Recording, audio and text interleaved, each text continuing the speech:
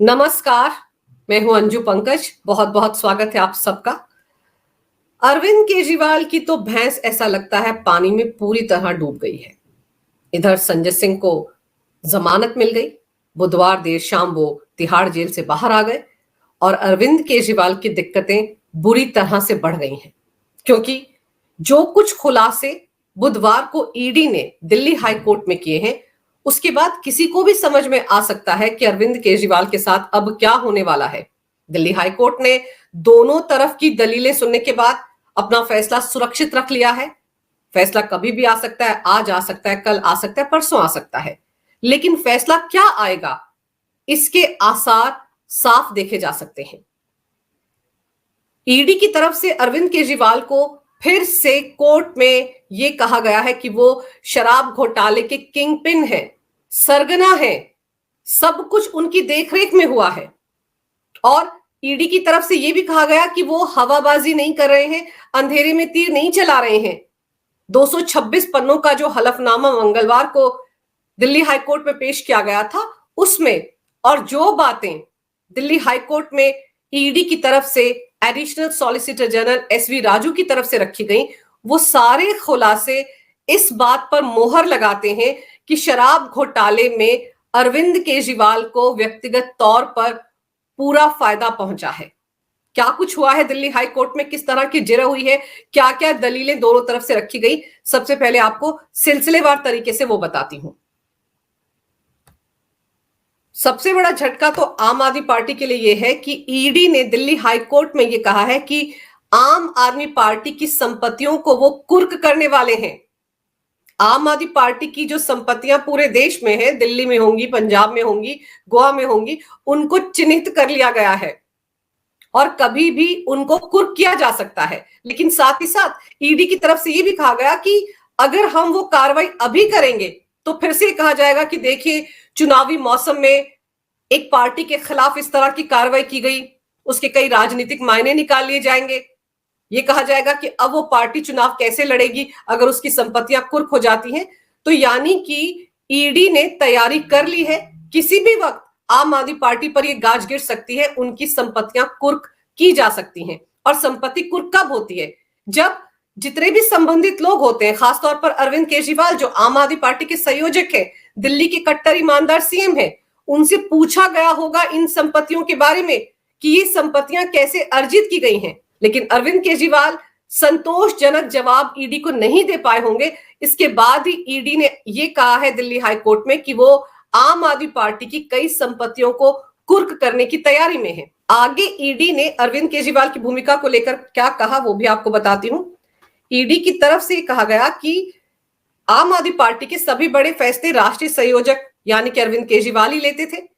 अगर कंपनी यानी कि आम आदमी पार्टी कोई अपराध करती है तो उसके जिम्मेदार अरविंद केजरीवाल ही होंगे, क्योंकि वो कंपनी के आम आदमी पार्टी के संयोजक है। और ईडी ने यहां पर साफ किया कि वो अगर कंपनी शब्द का इस्तेमाल कर रहे हैं तो वो आम आदमी पार्टी के लिए ही कह रहे हैं। साथ ही साथ ईडी ने कहा कि जब मनी लॉन्ड्रिंग का अपराध किया गया तब केजरीवाल आम आदमी पार्टी के सभी मामलों के लिए जिम्मेदार हैं, क्योंकि उनकी देखरेख में ही सब कुछ हुआ है। और अरविंद केजरीवाल तो पहले दिन से लेकर आज तक आम आदमी पार्टी के संयोजक हैं। अभी तक जितने भी फैसले आम आदमी पार्टी ने लिए हैं, चाहे आर्थिक तौर पर लिए गए हों, राजनीतिक तौर पर लिए गए हों, उन सारे फैसलों के लिए सिर्फ और सिर्फ पार्टी के संयोजक अरविंद केजरीवाल जिम्मेदार हैं।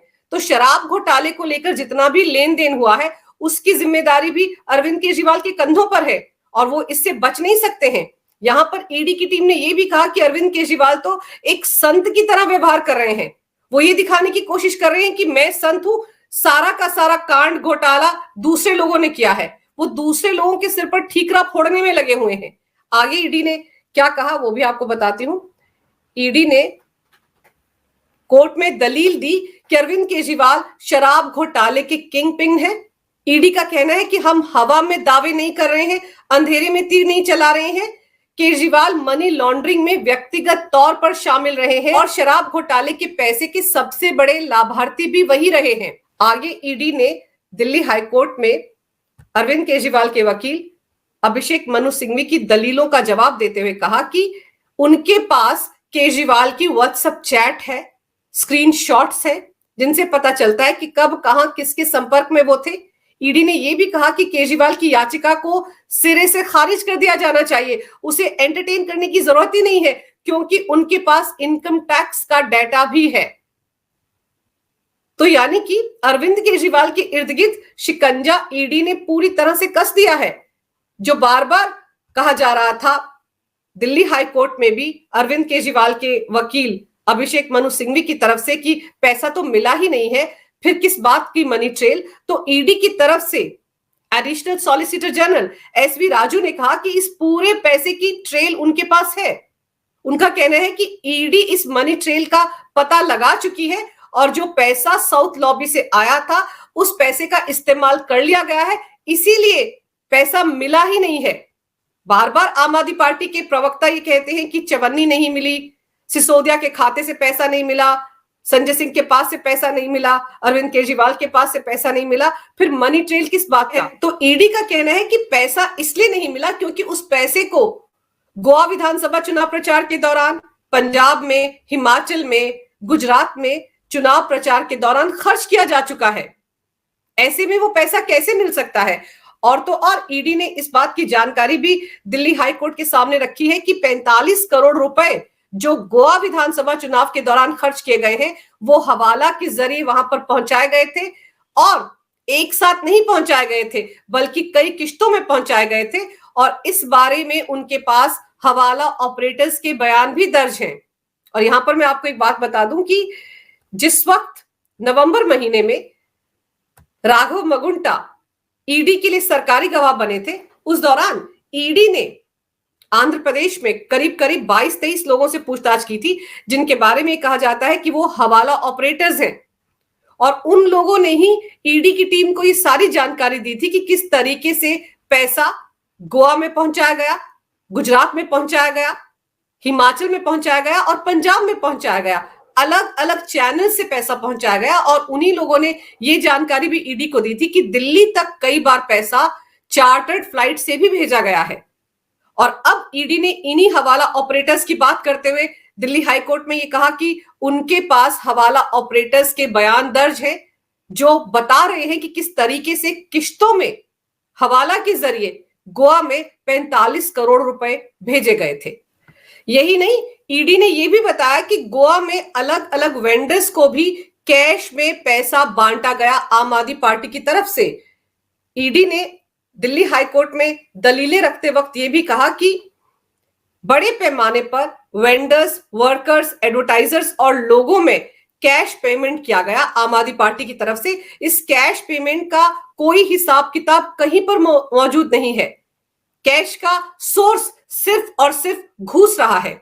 यह रकम 100 करोड़ थी जो साउथ लॉबी से आम आदमी पार्टी को मिली थी और उससे थोड़ी कम भी हो सकती है, ये ईडी की तरफ से कहा गया दिल्ली हाई कोर्ट में। और गोवा में जो आम आदमी पार्टी के उम्मीदवार विधानसभा चुनाव के दौरान खड़े हुए थे उनको भी चुनाव में खर्च करने के लिए जो पैसा दिया गया था वो सब कैश में था।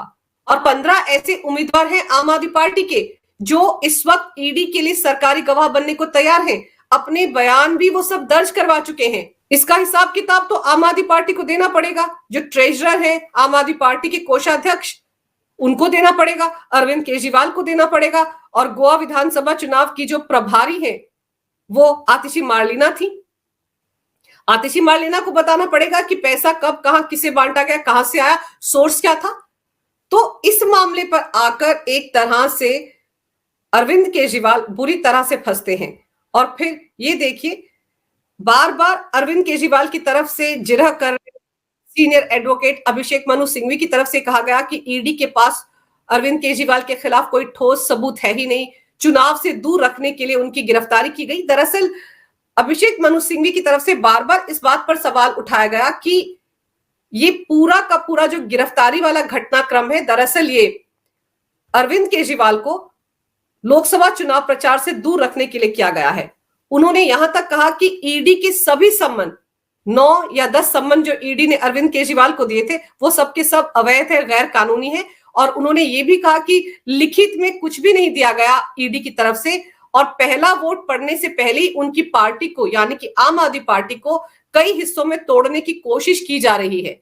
यानी कि जो दलीलें ईडी की तरफ से रखी गई दिल्ली हाई कोर्ट में, और जो हलफनामा 226 पन्नों का मंगलवार को ईडी की तरफ से दिल्ली हाई कोर्ट में दायर किया गया था, उन दलीलों के जवाब में ज्यादा बातें या ज्यादा तथ्य अभिषेक मनु सिंघवी कोर्ट में रख नहीं पाए। वो सिर्फ इस मामले को राजनीति से जोड़कर ही पेश करते रहे। उनका कहना था कि उनके मुवक्किल को यानी कि अरविंद केजरीवाल को जो गिरफ्तार किया गया है वो लोकसभा चुनाव से ठीक पहले गिरफ्तार किया गया है, तो वो टाइमिंग पर सवाल उठा रहे थे, जिसको लेकर जो एडिशनल सॉलिसिटर जनरल है एसवी राजू, उनकी तरफ से कहा गया कि अगर कोई शख्स चुनाव से पहले या कोई नेता चुनाव से पहले किसी का मर्डर कर देता है तो क्या उसे सिर्फ इसलिए गिरफ्तार नहीं किया जाए क्योंकि चुनाव है, टाइमिंग खराब है। तो जब अरविंद केजरीवाल को लेकर अभिषेक मनु सिंघवी की तरफ से ही कहा जा रहा था कि अब जाकर उनकी गिरफ्तारी क्यों की गई है, जबकि ये मामला तो 2 साल से चला आ रहा है, तो ये तो किसी भी इंसान को समझ में आ सकता है कि ये मनी लॉन्ड्रिंग का मामला है। इस तरह के मामलों को एस्टैब्लिश करना आसान नहीं होता है जांच एजेंसी के लिए, और जैसे जैसे जांच बढ़ेगी, जिस जिसका नाम सामने आएगा, जांच एजेंसी उसे ही तो गिरफ्तार करेगी, उसे ही तो सम्मन भेजेगी पूछताछ के लिए। कोई 2 साल पहले तो ये नहीं पता चल गया होगा ना कि किंगपिन इस मामले का कौन है। सीबीआई ने जब इस मामले को दर्ज किया था तो सीधे सीधे आबकारी मिनिस्टर जो उस वक्त हुआ करते थे मनीष सिसोदिया, उनके इर्द गिर्द शिकंजा कसा गया था। लेकिन जैसे जैसे इस मामले की जांच पड़ताल आगे बढ़ी, तभी तो अरविंद केजरीवाल का नाम सामने आया। तो ये कहना कि अरविंद केजरीवाल को अब क्यों गिरफ्तार किया गया, जब पहला सम्मन अक्टूबर में भेजा गया था तब क्यों नहीं गिरफ्तार किया गया, ये जो दलीलें हैं ये समझ से बाहर हैं। अरविंद केजरीवाल को तभी तो गिरफ्तार किया जाएगा जब उनके खिलाफ जांच एजेंसी के पास पुख्ता सबूत आ गए होंगे। तो इस पूरे मामले को चुनाव के साथ जोड़कर पेश करने की कोशिश अभिषेक मनु सिंघवी की तरफ से की गई। और सबसे अहम बात यह है कि अब अंदर खाने खबरें ये भी आ रही हैं कि बहुत जल्द, करीब 1 या 1.5 महीने के अंदर, के कविता और अरविंद केजरीवाल के खिलाफ चार्जशीट ईडी ट्रायल कोर्ट में दायर कर देगी। उन दोनों के खिलाफ शिकंजा कसने की पूरी तैयारी हो चुकी है। अब ये भी बातें आ रही हैं कि ईडी बहुत जल्द किसी और आरोपी को पूछताछ के लिए तलब नहीं करने वाली है, जैसे कि आतिशी मार्लेना पिछले 3 दिन से रोना रो रही हैं कि उन्हें भी ईडी की टीम पूछताछ के लिए बुलाने वाली है। सौरभ भारद्वाज का नंबर लग जाएगा, दुर्गेश पाठक का नंबर लग जाएगा, राघव चड्ढा का नंबर लग जाएगा। लेकिन अंदर खाने सूत्रों से खबर है कि ईडी अभी किसी और आरोपी को इस घोटाले में पूछताछ के लिए नहीं बुलाने वाली, क्योंकि उनके हाथ बड़ी मछली लग चुकी है। वो मछली जिसने सब कुछ किया धरा, वो मछली जिसने इस पूरे घोटाले को अंजाम तक पहुंचाया, जिसे इस घोटाले के बारे में सारी जानकारी है। तो जब अरविंद केजरीवाल ईडी के हत्थे चढ़ चुके हैं, तो फिर आप सोच लीजिए कि आने वाले दिनों में अरविंद केजरीवाल की दिक्कतें कैसे बढ़ने वाली हैं।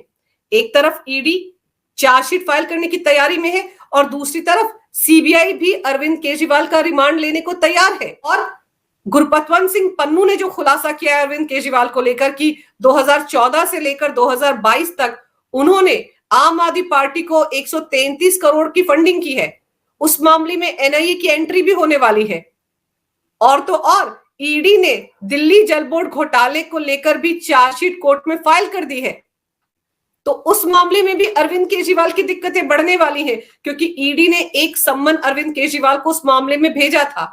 अरविंद केजरीवाल ने उस सम्मन का जवाब नहीं दिया था, और जब वो घोटाला हुआ था उस वक्त अरविंद केजरीवाल दिल्ली जल बोर्ड के अध्यक्ष हुआ करते थे और उपाध्यक्ष हुआ करते थे राघव चड्ढा।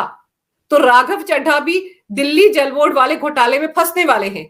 तो अब देखना होगा कि दिल्ली हाईकोर्ट ने जो फैसला सुरक्षित रखा है उस फैसले को कब सुनाया जाता है। लेकिन जो दलीलें ईडी की तरफ से दिल्ली हाईकोर्ट में रखी गई हैं, उन दलीलों को देखने सुनने के बाद साफ लग रहा है कि अरविंद केजरीवाल को दिल्ली हाईकोर्ट से कोई राहत नहीं मिलने वाली। अगर आपको ये वीडियो अच्छा लगे तो कृपया इसे लाइक करें, शेयर करें। अगर आप पहली बार मेरे चैनल पर आए हैं तो कृपया मेरे चैनल को सब्सक्राइब करना ना भूलें। मेरे चैनल को अपना पूरा समर्थन दें। ये वीडियो देखने के लिए बहुत बहुत धन्यवाद। नमस्कार। भारत माता की जय हो। वंदे मातरम और जय श्री राम।